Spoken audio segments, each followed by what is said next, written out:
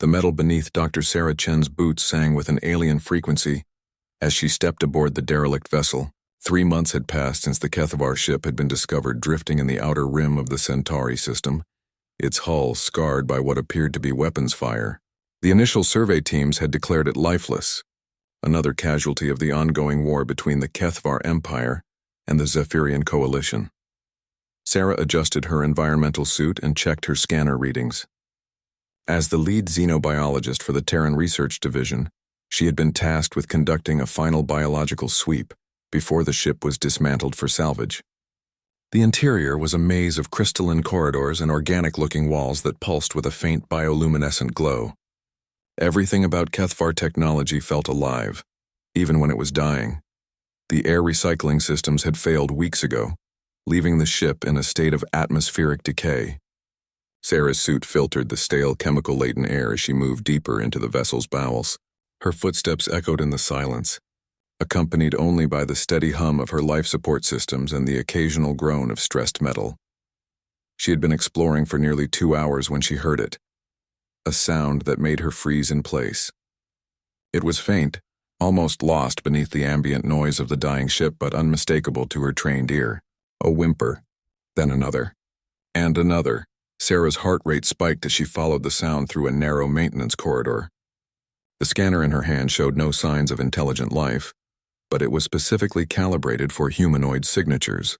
Whatever was making those sounds might not register on standard equipment. The corridor opened into what appeared to be a cargo hold. Massive containers lined the walls, most of them cracked open and spilling their contents across the floor. But it wasn't the scattered cargo that caught Sarah's attention. It was the makeshift pen constructed from twisted metal beams and energy barriers in the far corner of the room. Inside the pen, chained to a heavy support beam, was a creature unlike anything in the xenobiological databases. It resembled a terrestrial wolf but larger, with silver-blue fur that seemed to shimmer in the dim light. Its eyes were a striking amber color, filled with intelligence and unmistakable desperation. Around the adult creature huddled 4 smaller versions, clearly offspring, no more than a few weeks old based on their size and development. The adult creature's head lifted as Sarah approached, its amber eyes tracking her movement. Despite its obvious weakness, it positioned itself protectively between Sarah and the young ones. The chain around its neck was made of the same crystalline material as the ship's walls, and Sarah could see where it had worn raw patches in the creature's fur from struggling against its bonds. Sarah's mind raced as she processed what she was seeing. The Kethavar were known throughout the galaxy for their cruel treatment of other species, but she had never seen evidence of them keeping what appeared to be pets or livestock. These creatures didn't match any known Kethavar fauna, which meant they had likely been captured from another world. She activated her suit's external speakers and spoke in the calmest voice she could manage. "Easy there. I'm not going to hurt you." The creature's ears twitched at the sound of her voice, but it remained tense, ready to defend its young despite the chains that bound it. Sarah could see the exhaustion in its posture. The way its breathing came in shallow pants. The automatic feeding systems that had probably kept the creatures alive were no longer functioning, and from the looks of the empty water containers, they hadn't had anything to drink in days. Sarah slowly reached for her emergency water supply, moving with deliberate care to avoid startling the already frightened animal. She poured some water into her palm and extended it toward the pen. The creature's nostrils flared as it caught the scent of fresh water, but it remained motionless, torn between desperate thirst and protective instinct. "Come on," Sarah whispered. "I know you understand me. I can see it in your eyes." The creature took a tentative step forward, then another. Its amber gaze never left Sarah's face as it stretched its neck as far as the chain would allow and lapped at the water in her palm. The moment the cool liquid touched its tongue, the creature's reserve broke. It drank greedily, though still positioning itself to keep watch over its offspring. Sarah refilled her palm again and again until the creature's thirst was satisfied. Then she turned her attention to the young ones, who had been watching the exchange with wide, curious eyes. They were clearly hungry and thirsty, but too afraid to approach while their parent remained chained. "The kids need help too," Sarah said, as if the creature could understand every word. To her amazement, the adult animal stepped aside slightly, allowing the young ones to come forward. They tumbled over each other in their eagerness to reach the water, their small pink tongues lapping desperately at Sarah's offerings. As she watched the family drink, Sarah felt a familiar anger building in her chest. The Kethvar had abandoned this ship and left these innocent creatures to die slowly of thirst and starvation. It was exactly the kind of casual cruelty that had driven humanity to join the coalition against the Empire in the first place. Sarah activated her suit's recording function and began documenting the scene. The research division would want detailed reports on any biological discoveries, but more importantly, she needed evidence of what the Kethvar had done here. The galaxy needed to know that the Empire's cruelty extended even to helpless animals, but documentation could wait. Right now, she had a more pressing concern. These creatures were clearly intelligent, possibly even sapient based on their behavior and the way they seemed to understand her intentions. They were also dying, and Sarah was possibly their only hope for rescue. She examined the crystalline chain more closely, running her scanner over its surface. The material was incredibly strong, designed to contain much more powerful creatures than these wolf-like beings. But Sarah had spent years studying Kethvar technology, and she knew that every system they built had weaknesses. The chain was anchored to the ship's power grid, using an energy field to maintain its integrity. If she could access the ship's main power distribution center and reroute the energy flow, she might be able to weaken the chain enough to break it. It would be dangerous. Kethvar ships were notorious for their unpredictable power surges when systems were tampered with, but it was the only option she could see. Sarah looked into the amber eyes of the adult creature, seeing hope mixed with desperation. "I'm going to get you out of here," she promised. "All of you." Sarah's hands trembled slightly as she worked her way through the ship's power distribution center. The room was a maze of crystalline conduits and pulsing energy nodes, each one humming with barely contained power. Kethvar ships were living machines in many ways, their biological components intertwining with traditional technology to create vessels that could heal themselves and adapt to changing conditions. She had left the wolf-like family with emergency food rations and water, promising to return as quickly as possible. The adult creature had watched her leave with those intelligent amber eyes, and Sarah could swear she saw understanding there. The creature knew that Sarah was trying to help, even if it couldn't comprehend the details. The power distribution center was located 3 decks above the cargo hold, accessible through a series of maintenance shafts that were clearly designed for beings much smaller than humans. Sarah had to crawl through several sections, her environmental suit scraping against the narrow walls. The air grew thicker as she climbed, filled with the ozone scent of electrical discharge and something else, something organic and slightly sweet that she couldn't identify. When she finally reached the distribution center, Sarah pulled out her portable scanner and began mapping the energy flows throughout the ship.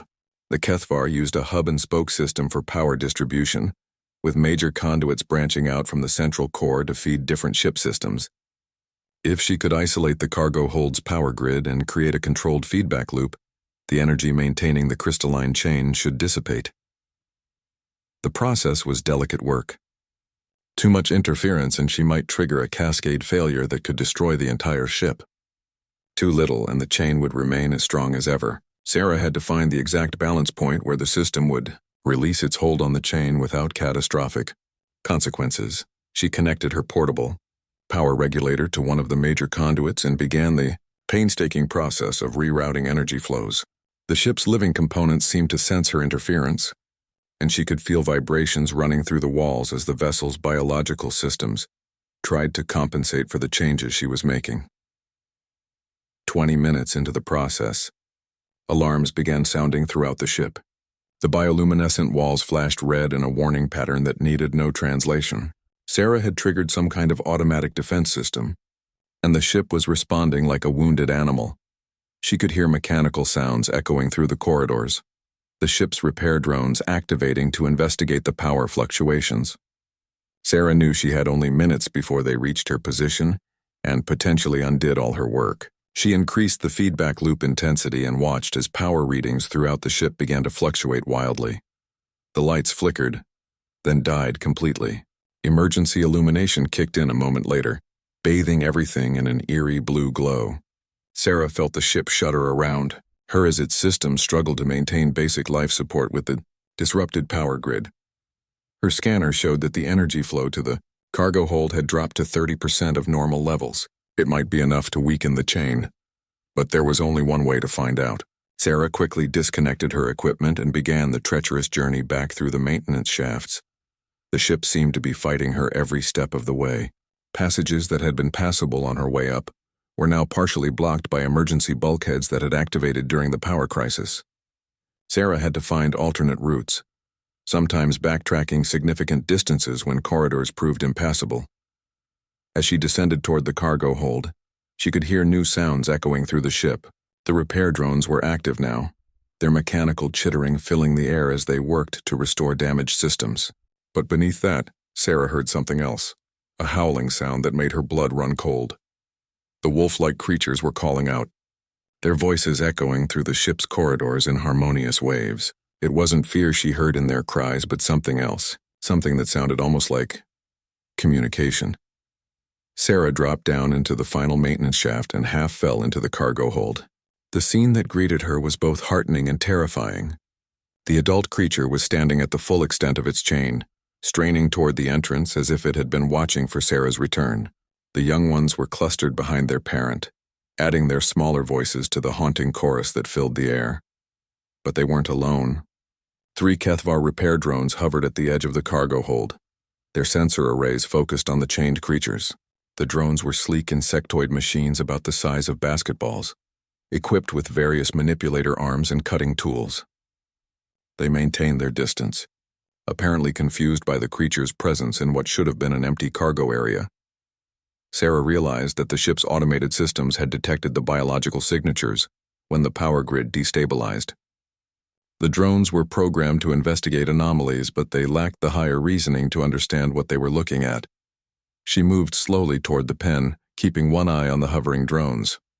Her portable scanner showed that the energy flow to the crystalline chain had indeed been reduced, but not eliminated. The chain was weaker now, but still far too strong for the creature to break through physical force alone.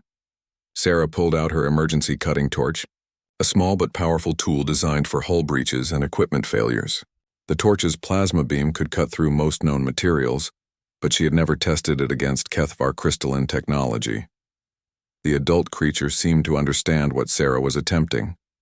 It moved as far from the chain as possible, and used its body to shield the young ones from any potential backlash. Sarah knelt beside the anchor point, where the chain connected to the support beam, and activated her torch. The plasma beam struck the crystalline surface and produced a shower of sparks unlike anything Sarah had ever seen. The crystal didn't simply melt or vaporize, it seemed to scream, producing a high-pitched harmonic that made her teeth ache. The sound attracted the attention of the repair drones, which immediately began moving toward her position. Sarah worked frantically, cutting through the weakened crystal link by link. The reduced power flow had made the material brittle, and her torch was making progress but slowly. Behind her, she could hear the drones chittering growing louder as they approached. The first link separated with a sound like breaking glass. The creature immediately moved closer, hope evident in its amber eyes. Sarah shifted to the next link, trying to ignore the approaching drones and focus on the delicate work of cutting through alien technology. The second link snapped, then the third. The chain was weakening, but 3 links remained. Sarah could feel sweat running down her face inside her environmental suit as the drones closed in. Their sensor beams were scanning her now, trying to determine if she represented a threat to ship operations. The 4th link shattered, and Sarah moved to the 5th. Her torch was running low on fuel, the plasma stream growing weaker with each second.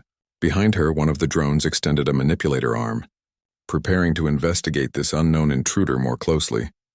The adult creature suddenly lunged forward, putting all its weight against the remaining 2 links of chain. The weakened crystal couldn't withstand the force, and both links shattered simultaneously. The creature stumbled forward, free for the first time in what might have been months. But freedom brought its own dangers. The repair drones immediately identified the unchained creature as a significant anomaly, requiring immediate attention. Their cutting tools began extending, as they moved to contain what their programming classified as a potential threat to ship operations. Sarah realized with growing horror that her rescue attempt had just put the entire family in mortal danger. The first repair drone moved with mechanical precision toward the freed creature, its cutting laser charging with a high-pitched whine. Sarah didn't think. She simply reacted, placing herself between the drone and the wolf-like family. Her environmental suit would provide some protection against the drone's tools, but she knew it wouldn't last long against military-grade cutting equipment. "Get back!" she shouted, though she knew the drones couldn't understand human speech. She waved her arms, trying to draw their attention away from the creatures behind her. The adult creature seemed to understand the danger immediately. It let out a deep, resonant growl that vibrated through the cargo hold's walls. The sound was unlike anything Sarah had heard before. Not quite animal, not quite mechanical, but something that seemed to bridge the gap between organic and artificial intelligence. To Sarah's amazement, the repair drones hesitated. Their sensor arrays swiveled toward the creature, scanning the sound frequencies it was producing. The harmonics seemed to interfere with their targeting systems, causing their cutting lasers to flicker and destabilize. The creature continued its strange song, and the young ones joined in with their higher-pitched voices. The combined sound created a complex harmonic pattern that made the drone system stutter and malfunction. Sarah realized she was witnessing something extraordinary.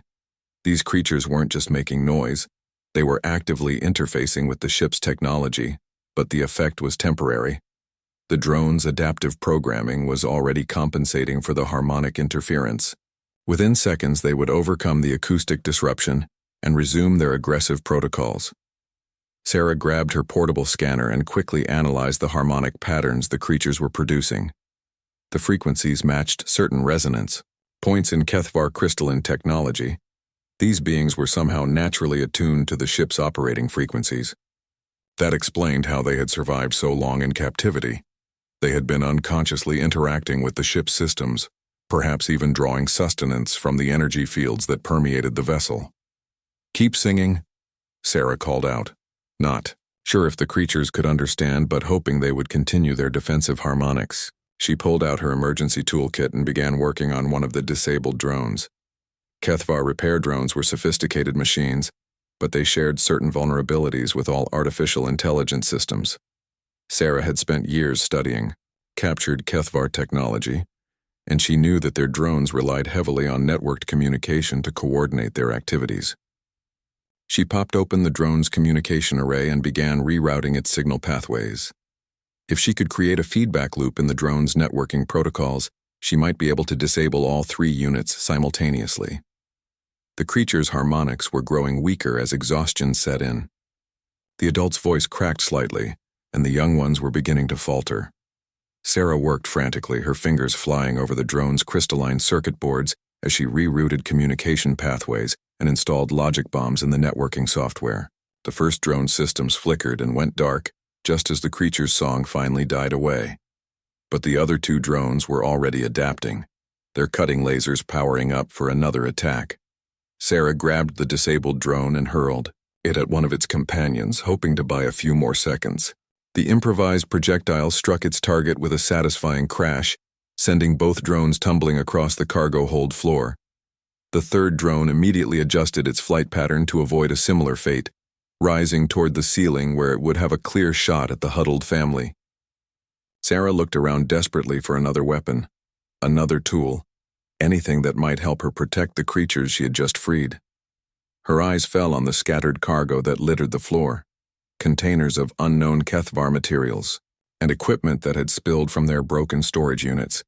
One container caught her attention.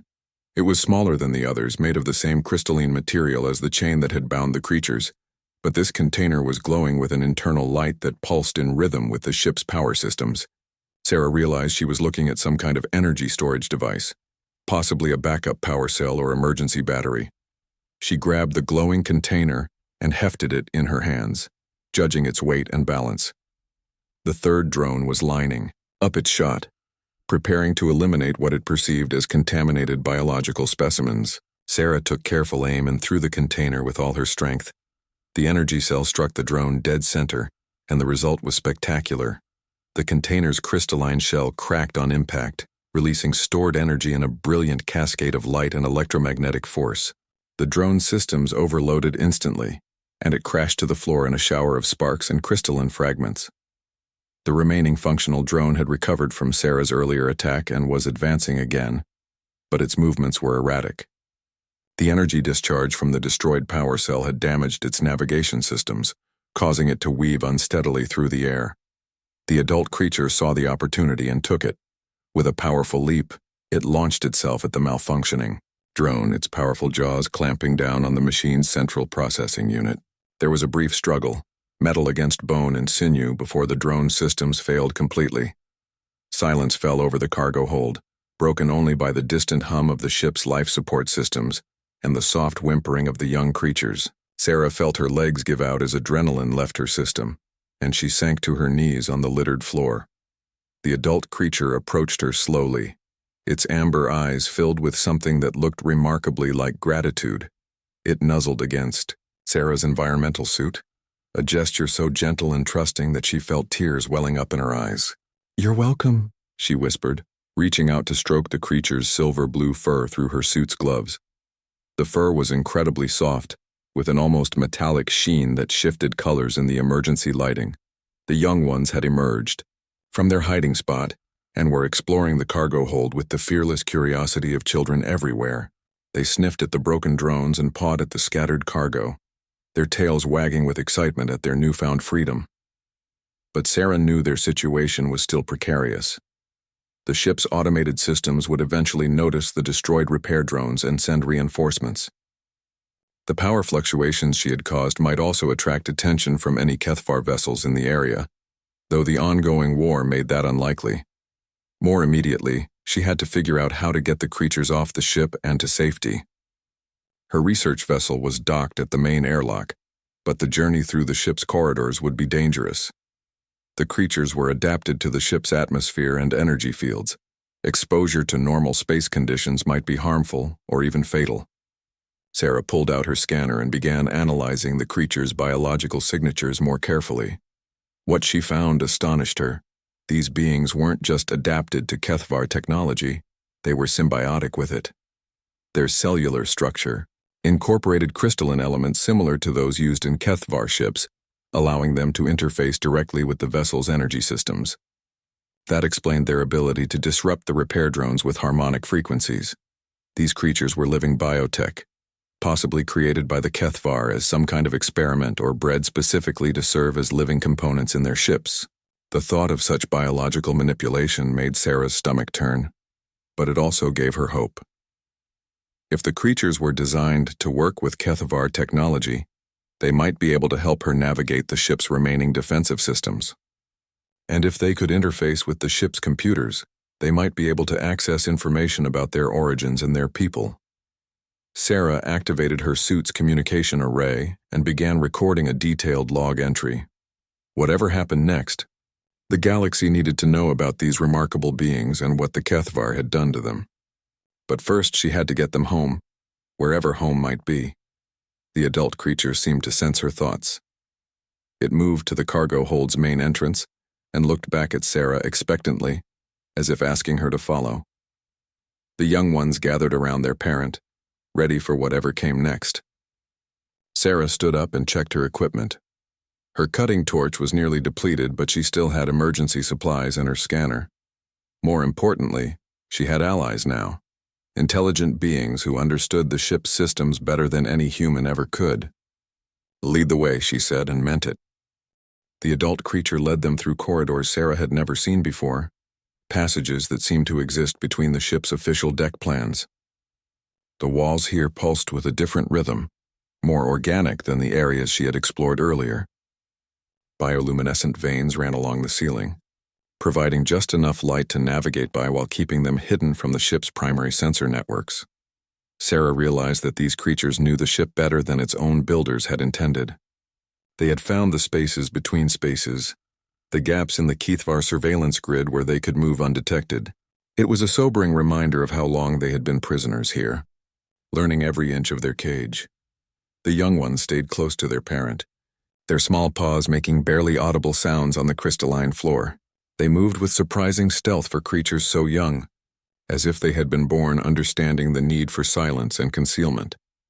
As they traveled deeper into the ship, Sarah began to notice strange modifications to the walls and systems around them. Crystalline growths that didn't match standard Kethvar architecture sprouted from junction boxes and power conduits. Some sections of corridor had been worn smooth by repeated passage, while others showed signs of deliberate alteration, walls that had been carved with precise claw marks to create handholds and hiding spots.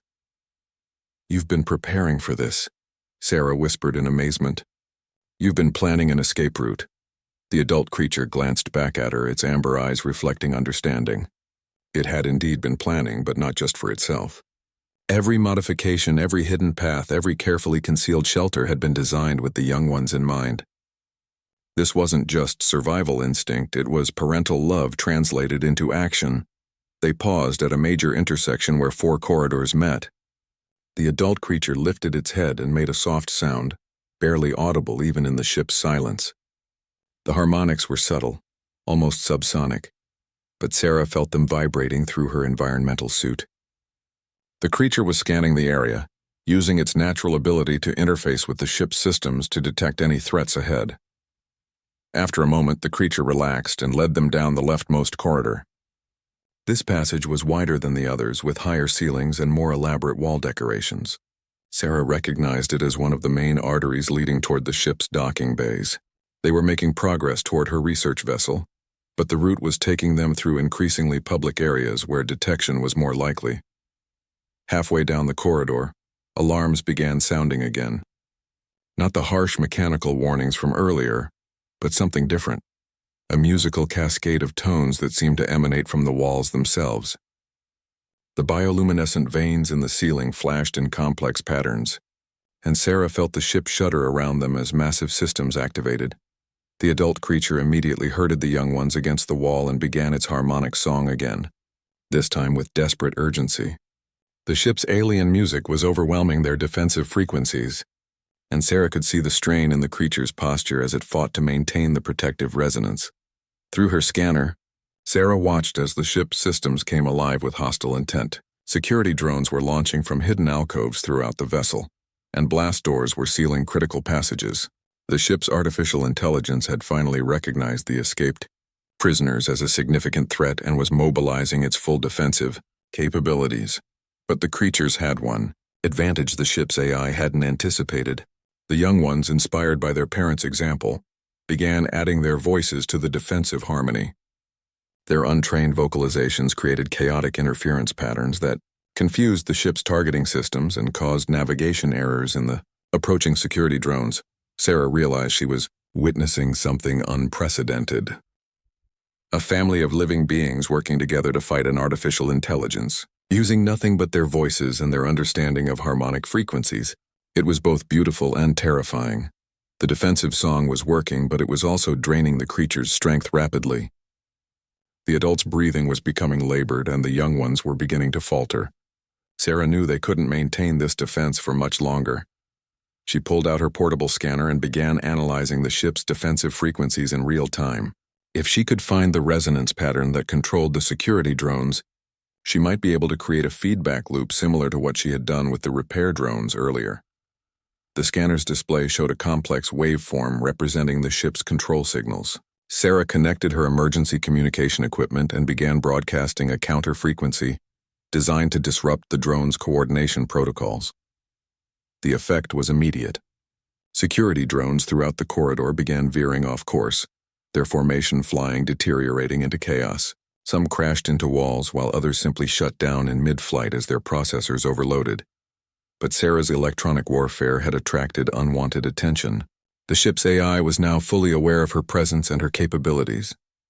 Blast doors began slamming shut throughout the corridor, trying to trap the escapees in a section where they could be contained and eliminated. The adult creature seemed to understand the urgency of their situation. It abandoned its defensive song and instead began producing a new set of frequencies, ones that made the blast doors shudder and spark as their closing mechanisms fought against harmonic interference. The nearest blast door ground to a halt, just inches from sealing completely, leaving a narrow gap that might allow passage. The creature immediately began pushing the young ones toward the opening, urging them to squeeze through the small space. The first young one made it through without difficulty, its small size allowing easy passage. The second and third followed quickly, their excited yips echoing from the other side of the barrier. But the fourth youngster was slightly larger than its siblings. and it became stuck partway through the gap. The blast door's mechanisms were still fighting against the harmonic interference, creating dangerous fluctuations in the opening's size. The stuck youngster whimpered in fear as the gap widened and narrowed unpredictably around its body. Sarah didn't hesitate. She dropped to her knees and began pushing the frightened creature through the gap, using her environmental suit's enhanced strength to help force it past the obstruction. The youngster's fur was incredibly soft beneath her gloves, but she could feel the rapid heartbeat that revealed its terror. The adult creature was straining to maintain the harmonic frequency that kept the blast door from closing completely. Sweat-like moisture was beading on its fur, and its voice was beginning to crack from the sustained effort. With a final push, Sarah managed to get the youngster through the gap. It tumbled safely to the other side, where its siblings immediately surrounded it with concerned nuzzles and soft sounds of comfort. Now it was the adult's turn, but the opening was barely large enough for the creature's powerful frame. Worse, maintaining the harmonic interference while trying to squeeze through the gap was proving impossible. The moment the creature stopped singing, the blast door would slam shut. Sarah made a decision that would haunt her for years to come. She positioned herself on the opposite side of the blast door from the adult creature and began broadcasting the harmonic frequency through her suit's speakers. Her equipment couldn't match the precision of the creature's natural abilities, but it might buy enough time for escape. The adult creature looked at her through the narrow gap, amber eyes wide with understanding, and something that might have been gratitude. Then it began the desperate process of squeezing through the opening, trusting Sarah to maintain the interference that was keeping them all alive. The creature was halfway through when Sarah's equipment began to overheat. The harmonic frequencies were pushing her communication systems beyond their design limits, and she could smell burning circuits even through her environmental suit's filters. Her equipment wouldn't last much longer. The adult creature seemed to sense the failing technology. With a burst of desperate strength, it forced itself through the remaining gap, just as Sarah's speakers died completely. The blast door slammed shut with a resounding crash that echoed through the corridor like a gunshot. But they were all together on the same side now, and the docking bay was only 2 corridors away. Sarah looked at the family of creatures surrounding her, exhausted, frightened, but united in their determination to reach freedom. They had come too far to give up now. The docking bay's entrance loomed ahead of them like a gateway to another world. Sarah could see her research vessel through the transparent aluminum barriers. The TRS Curiosity, a sleek human design that looked impossibly fragile compared to the organic curves of the HFY ship. Freedom was so close she could almost taste it, but the ship's AI wasn't finished with them yet. As they approached the docking bay, Sarah's scanner picked up massive energy buildups throughout the vessel. The AI was preparing to flood the bay with lethal radiation, sterilizing everything inside rather than allow the prisoners to escape with whatever secrets they might carry. The adult creature sensed the danger too. Its fur began to stand on end as the electromagnetic fields in the area intensified, and it gathered the young ones closer with urgent movements.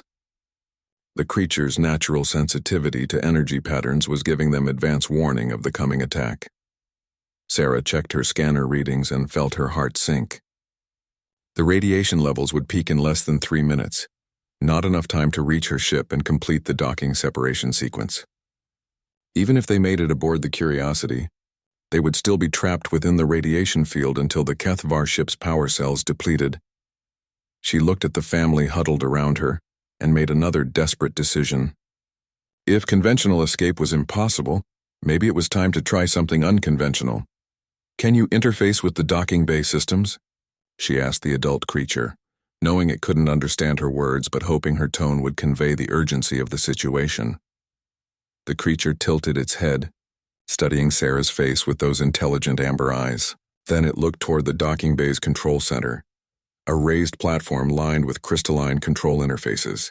The creature's expression changed, and Sarah saw something she recognized, the look of someone preparing to attempt something dangerous but necessary. The adult creature began moving toward the control center, but its path was blocked by an energy barrier designed to prevent unauthorized access.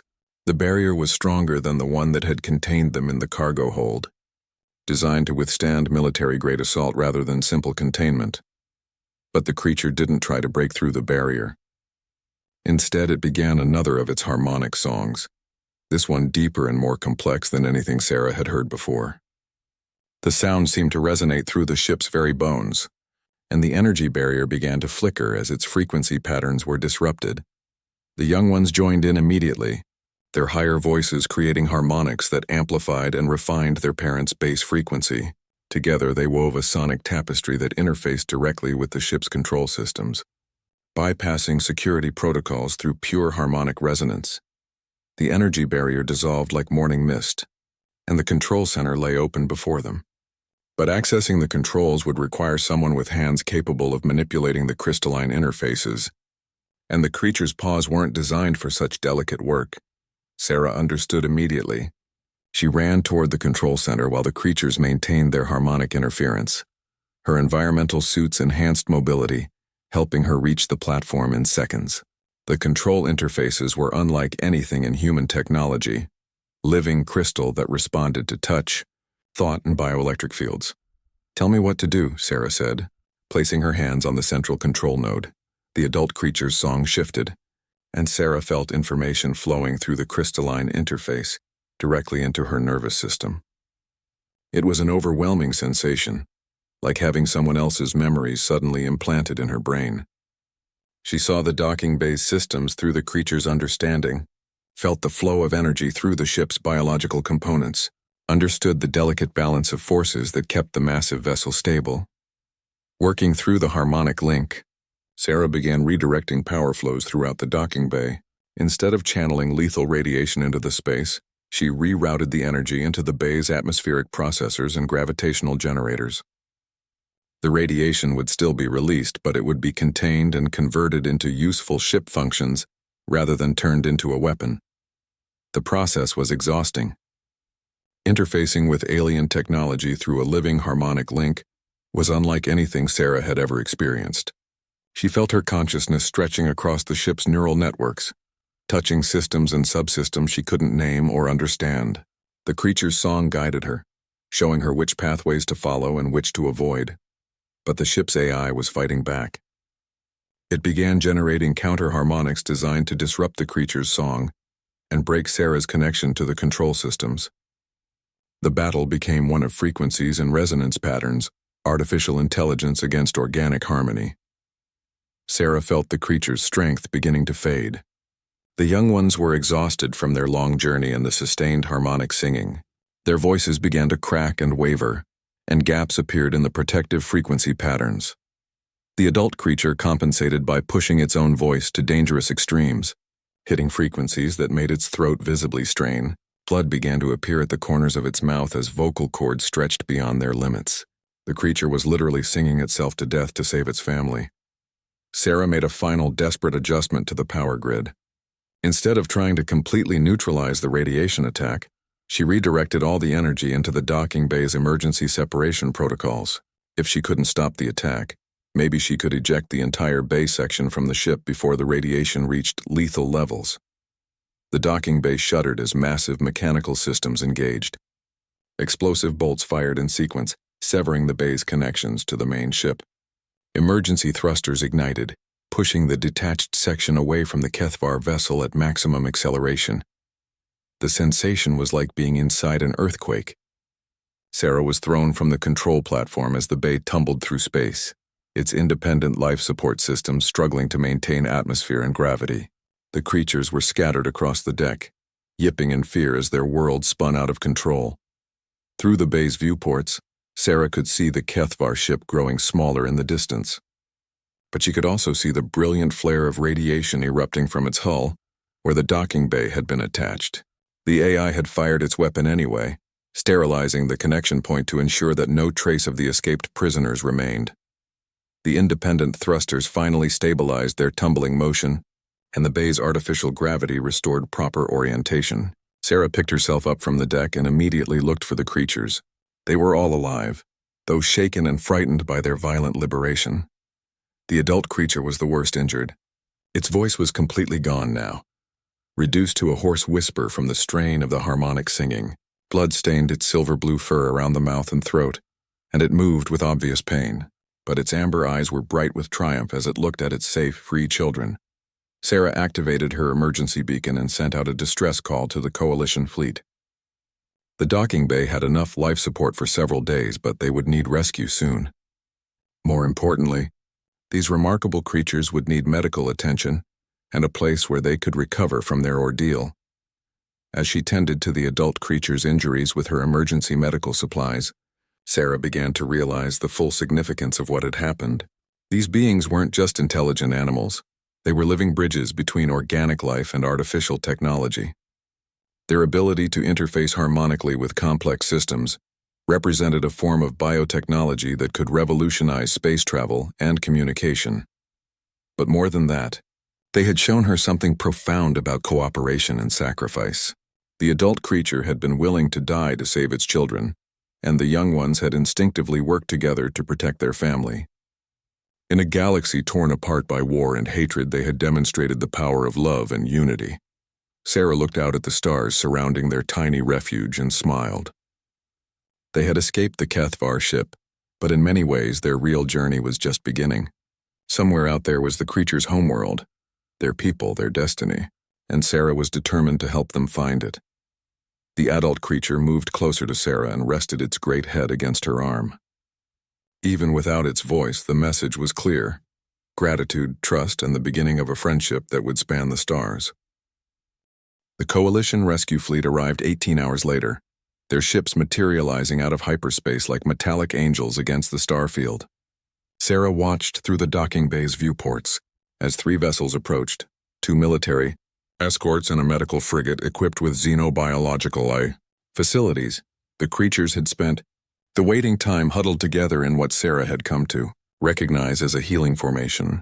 The young ones arranged themselves around their injured parent, their small bodies providing warmth and comfort, while maintaining a subtle harmonic frequency that seemed to promote healing. The adult's voice was slowly returning, though it remained weak and hoarse. Sarah had used the time to document everything she could about their escape and the creature's remarkable abilities. Her recordings would be invaluable to the Coalition's Xenobiological Research Division, but more importantly, they would serve as evidence of HFY brutality that could influence public opinion throughout the galaxy. The medical frigate's docking tube connected to their emergency bay with a soft thud that echoed through the small space. Sarah felt a wave of relief as Coalition atmosphere began flowing into their refuge, the first truly fresh air any of them had breathed in what felt like a lifetime. Admiral Chen was the first person through the airlock, followed by a team of xenobiological specialists and security personnel. Sarah had worked with the Admiral before, and she was relieved to see a familiar face in command of the rescue operation. Dr. Chen, the Admiral said, using Sarah's professional title with a slight smile. When we received your distress signal, we weren't sure what to expect, but your preliminary reports are extraordinary. Sarah stood slowly, her body stiff from the long wait in the emergency bay. Admiral, I need you to understand, these aren't just animals. They're sapient beings with technology that could change everything we know about biological mechanical interfaces. The Admiral's expression grew serious as she looked at the creatures, who had formed a protective circle around the injured adult. The young ones watched the newcomers with curious but wary eyes, while their parent remained alert despite its obvious exhaustion.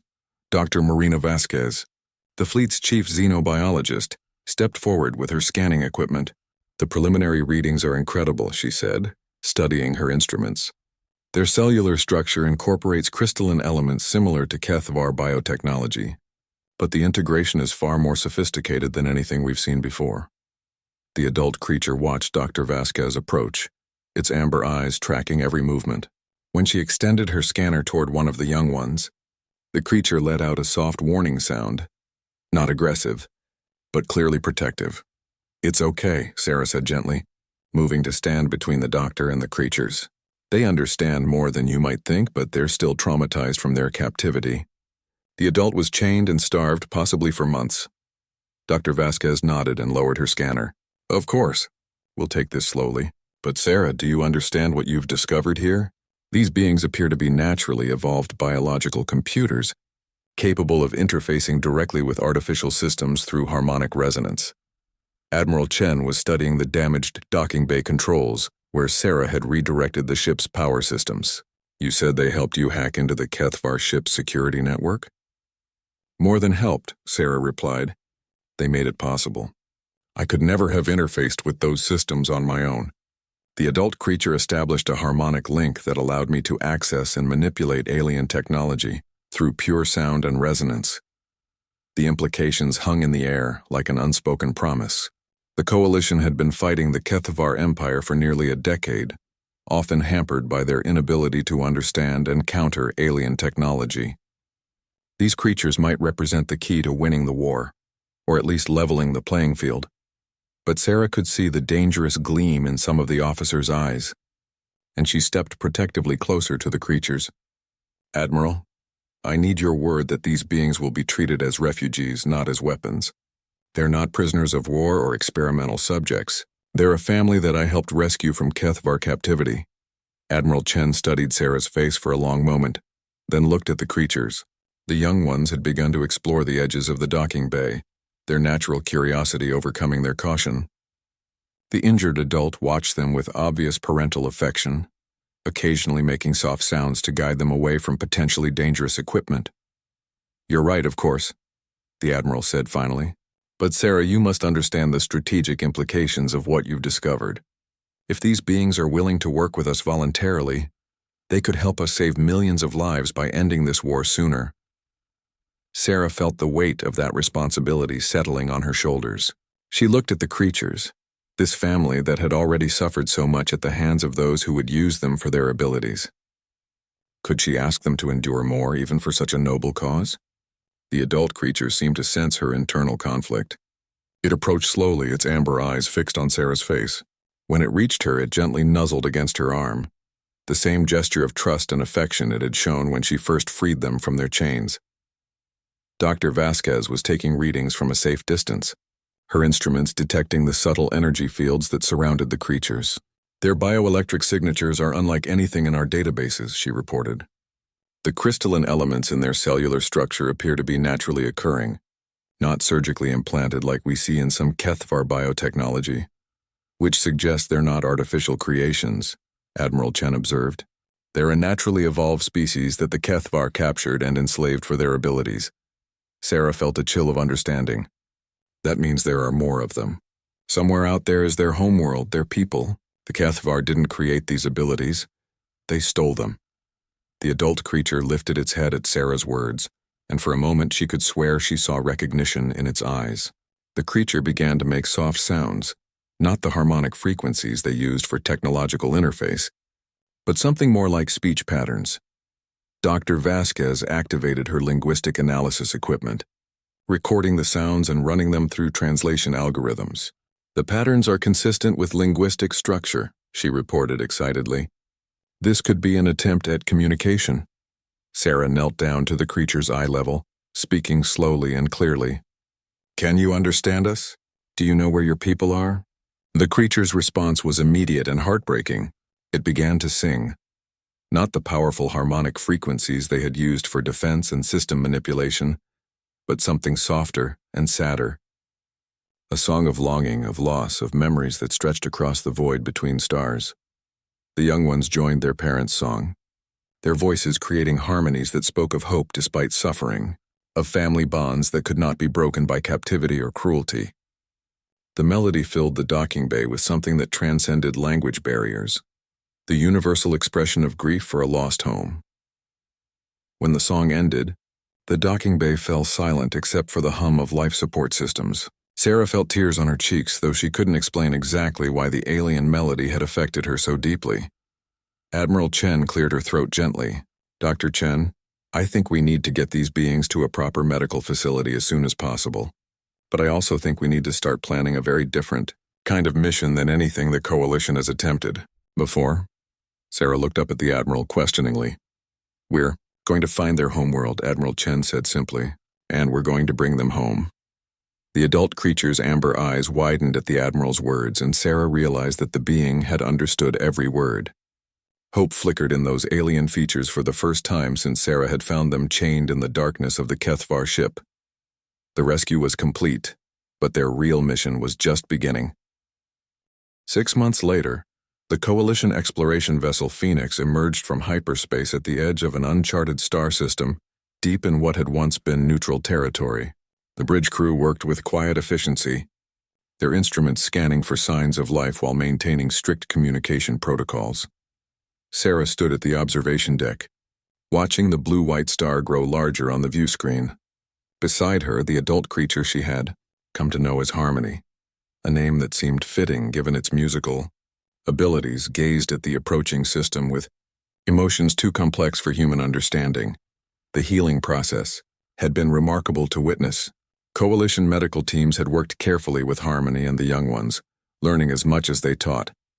The injuries from their escape had healed completely, but more importantly, the psychological trauma of captivity had begun to fade as the family adjusted to life aboard human ships. The young ones, Storm, Echo, Resonance, and Melody, had adapted with the resilience of youth. They had become unofficial mascots of the exploration fleet, their harmonic abilities proving invaluable for ship maintenance and communication systems. But they had never forgotten the songs their parent taught them about home. The third planet, Dr. Vasquez announced from her science station. Oxygen-nitrogen atmosphere, gravity approximately 0.8 standard, abundant water. The electromagnetic signature matches the harmonic frequencies we've recorded from Harmony songs. Captain Rodriguez, a weathered veteran of the Coalition's deep space exploration program, nodded thoughtfully. Take us in slowly, standard peaceful approach protocols.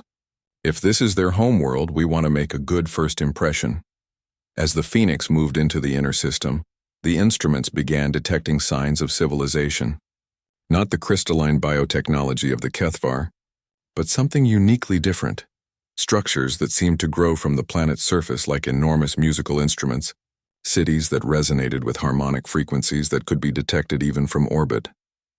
Harmony began to sing, a sound unlike any they had heard before. It was pure joy, recognition, homecoming distilled into perfect acoustic form. The young ones joined immediately, their voices creating harmonies that made the ship's hull vibrate in sympathy. We're receiving a response, Communications Officer Park reported, his voice filled with wonder. Multiple harmonic transmissions from the planet's surface. It's like the entire world is singing back to them. Through the viewports, they could see the planet's surface beginning to glow with bioluminescent patterns that pulsed in rhythm, with the songs echoing through the ship. Cities that had appeared dormant from a distance were coming alive, their structures shifting and changing as they responded to the approach of their lost children. Captain, Dr. Vasquez called out, I'm reading massive population centers, but the technology signatures are unlike anything we've encountered. They've integrated biological and technological systems on a planetary scale. Sarah felt Harmony's excitement through the gentle contact the creature maintained with her arm. Over the months of their journey, they had developed a form of communication that transcended language. Shared emotions and concepts passed through touch and harmonic resonance. They're afraid, Sarah announced suddenly. Harmony can sense fear from the planet. They remember the ships that came before. Captain Rodriguez understood immediately. The Kethvar raids. They're expecting another attack.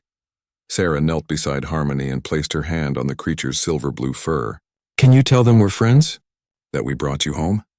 Harmony's response was to begin a new song, complex beyond human comprehension, filled with harmonics that told a story of captivity and rescue, of friendship with strange beings from distant stars, of hope returning to a world that had lost its children. The planet's response was immediate and overwhelming.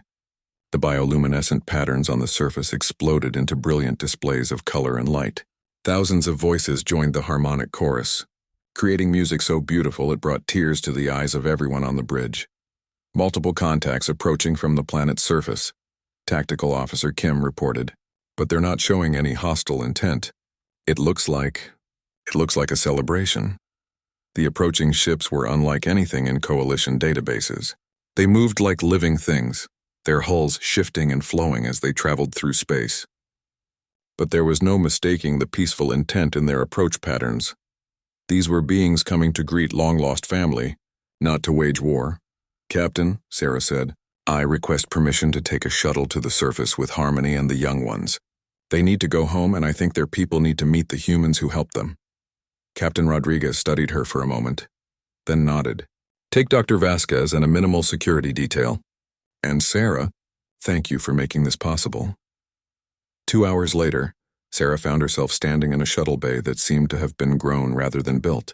The walls pulsed with gentle bioluminescence, and the air itself seemed to carry harmonic frequencies that made her feel welcome and at peace. Harmony and the young ones had been reunited with their people, beings similar to them but showing the full spectrum of their species' diversity. Some were larger and more powerful, others smaller and more delicate, but all shared the same crystalline enhanced biology that allowed them to interface with their living technology.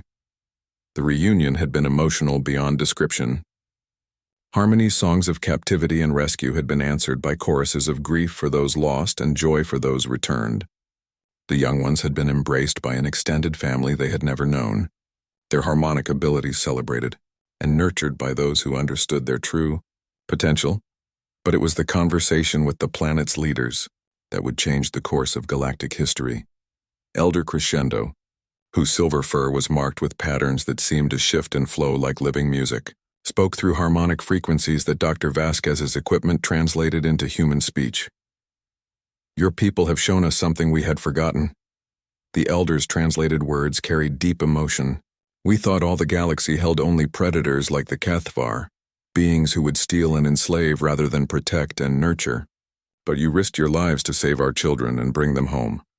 Sarah found herself speaking for all of humanity, a responsibility that should have terrified her but instead filled her with pride. We believe that all sapient beings deserve freedom and dignity. Your children taught us as much as we taught them during our journey together. Elder Crescendo's harmonic response created ripples of agreement throughout the assembled crowd. The Kethvar have taken thousands of our people over the generations, enslaving them for their abilities to interface with artificial systems. We had withdrawn from the galaxy, hiding our world and hoping they would forget us. But you never stopped singing for those who were lost, Sarah observed. Never, Crescendo confirmed. We sing for them still, hoping that somehow our voices will reach across the void and guide them home. Dr. Vasquez stepped forward with her recording equipment. Elder, with your permission, we would like to broadcast those songs throughout Coalition space. There may be others like Harmony and the young ones, other prisoners who could be rescued and returned to you. The harmonic response that followed was so powerful, it made the ground beneath their feet vibrate. It was agreement, hope, and determination combined into a sound that needed no translation. We will do more than sing, Elder Crescendo announced. We will join your coalition and add our voices to those fighting against the Kethvar Empire. No more of our children will die in chains. Sarah looked at Harmony, who was surrounded by young ones both rescued and native-born, teaching them songs of distant stars and brave humans who had shown that the galaxy held friendship as well as cruelty. The war against the Kethvar Empire was far from over, but it had just gained allies whose very existence represented hope. Beings who could turn the enemy's own technology against them, who could sing the songs that would unlock the chains binding countless prisoners throughout the galaxy. As the Phoenix prepared to return to Coalition space with the first harmonic ambassadors in galactic history, Sarah understood that she had been part of something much larger than a simple rescue mission. She had helped to forge the first notes of a song that would eventually bring freedom to every corner of the galaxy. The wolf and her pups had indeed cried when chained to that abandoned alien ship, but their tears had led to something beautiful, a harmony between species that would echo across the stars for generations to come.